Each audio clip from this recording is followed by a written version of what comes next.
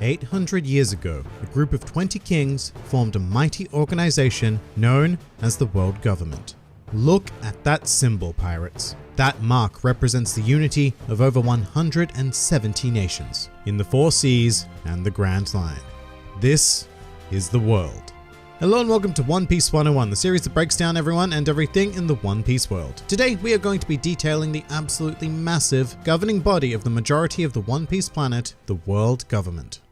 The World Government is by far the largest organization within the series, which presents itself as a unifying force of justice and order within the world. It is affiliated with roughly 170 nations spread across the globe, all of whom maintain their own sovereignty, remaining free to rule over their specific lands in more or less any way they choose. However, they must comply with the World Government in the realm of international affairs. As a result, the widespread opinion of the World Government amongst the citizens of the globe is highly favorable, as they are seen as a force of protection and progress, although the reality of the situation is far more bleak than this generally accepted view. And this organization could more accurately be described as a totalitarian institute, demanding absolute subservience to the needs and commands of its central figures, and will often engage in incredible efforts to quell any form of power that could be perceived as a potential threat to their own. And this is because the World Government exists to ensure more than simply the status quo, and it actively pursues the interests of those who control it, being the World Nobles, whose ancestors formed the organization roughly 800 years ago. What would become known as the World Government was originally an alliance of 20 kingdoms, which included some well-known names in the One Piece world, such as the Don Quixote and Nefertari families. This alliance was brought forth to combat a currently mysterious entity known as the Ancient Kingdom, and after the founding of the alliance, the royalty of the majority of those 20 kingdoms moved to the Holy Land of Marijois, where they became known as the Creators, with their descendants going on to become the World Nobles. And it should be noted that only one of the royal families remained in their home country, being the Nefertari family of the Alabasta Kingdom. But this alliance would go on to defeat the Ancient Kingdom, and then assumed control of the large majority of the world, with an incredible number of nations going on to join them throughout the next 800 years as they became the World Government.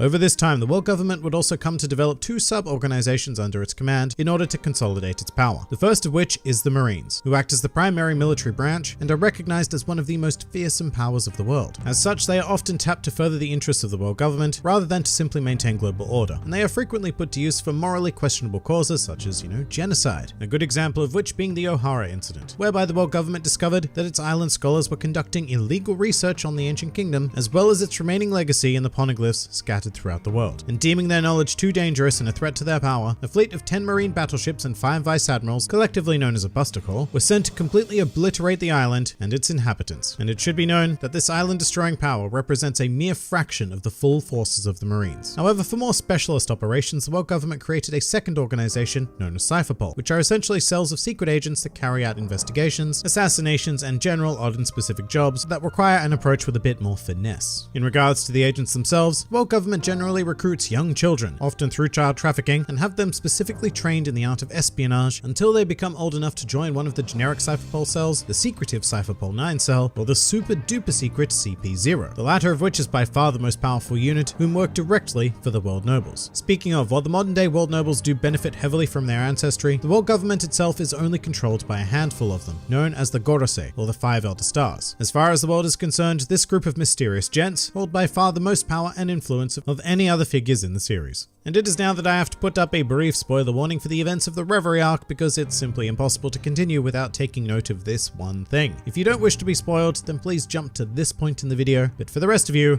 let us continue.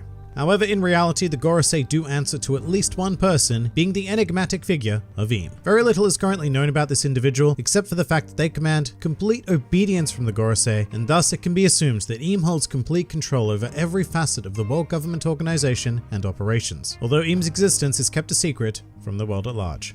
However, as the acting body of the World Government, the Gorosei have the power to enact more or less whatever they want, including a controversial move to begin yet another organization known as the 7 Warlords of the Sea. This is a group of powerful and notorious pirates generally considered to be criminals of the world, but these specific individuals are granted an exemption and are allowed to continue their crimes without fear of retribution from the World Government, provided they do not engage in hostilities with the Marines or nations affiliated with the World Government. As such, they serve as something of a deterrent for the overwhelming amount of pirates spread throughout the One Piece world, because if one continues choose their piratic ways, then they will most certainly run into one of these 7 individuals during their journey, which is highly undesirable to say the least. And of course, they also serve a purpose of breaking pirate morale, with notions like, well, if even the world's greatest swordsman has joined the world government, then what chance do I stand? However, this group remains largely controversial, particularly amongst the Marines, whose mandate it is to enforce the law, and well, when you have a group that is exempt from the law, it inevitably breeds discontent. In terms of any form of supervision, the 7 warlords are directly overseen by the Commander-in-Chief, who retains further jurisdiction over the Marines and Cypherpol, although once again not CP0, who work directly for the World Nobles. As for their exact ranking within the organization, the Commander-in-Chief is quite absurdly high, sitting just below the Gorosei in terms of power, and at the time of this recording, the current Commander-in-Chief is still assumed to be Kong, who once served as the Fleet Admiral of the Marines.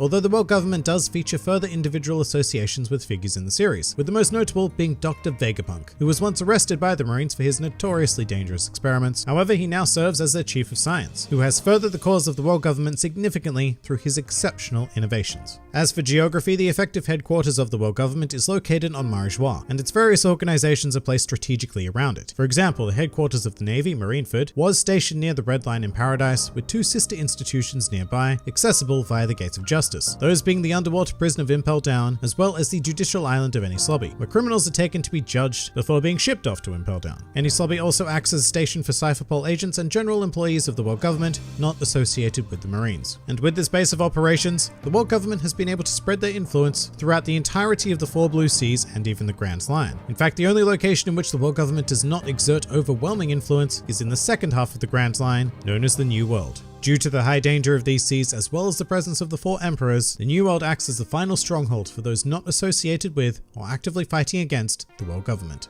Some more fun facts about the world government.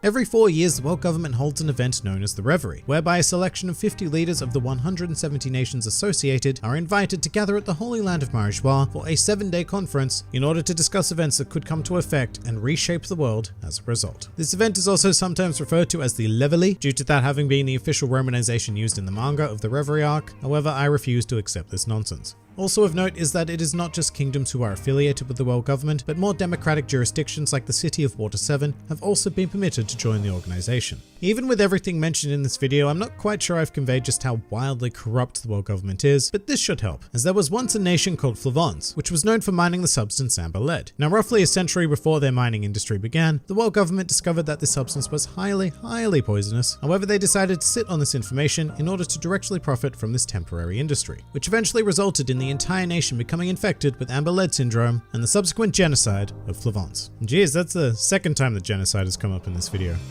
Sensing a pattern here. Although in this case it should be noted that the people of Flavons were slaughtered by their neighboring countries rather than the world government itself. But as for another example, despite the fact that slavery is publicly outlawed by the world government, exceptions are made for the world nobles in which they serve, and thus very little effort is made to shut down the slavery industry. In fact, the world government itself has been known to buy its own slaves and to train them to become Marines or Cypherpol agents, with the most well-known case of this being Mother Carmel, who operated under the alias of Mountain Witch, who even managed to acquire giants and sell them to the world government, with Vice Admiral John Giant serving as a high-ranking individual acquired in this way. And so, as a result of the profound dickishness of the world government, an organization known as the Revolutionary Army has steadily been gaining power and resources, and have their sights set on destroying the world government, or more specifically, the world nobles. And finally, a truly useless fact.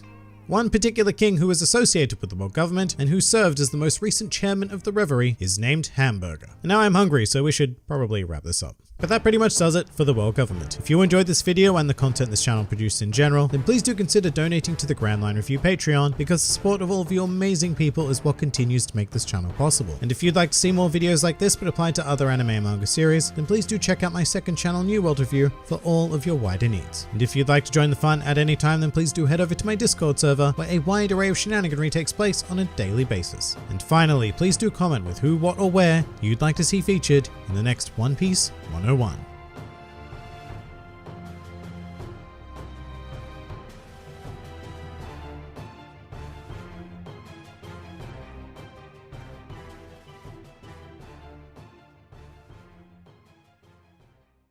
And now for cooking time with Eiichiro Oda.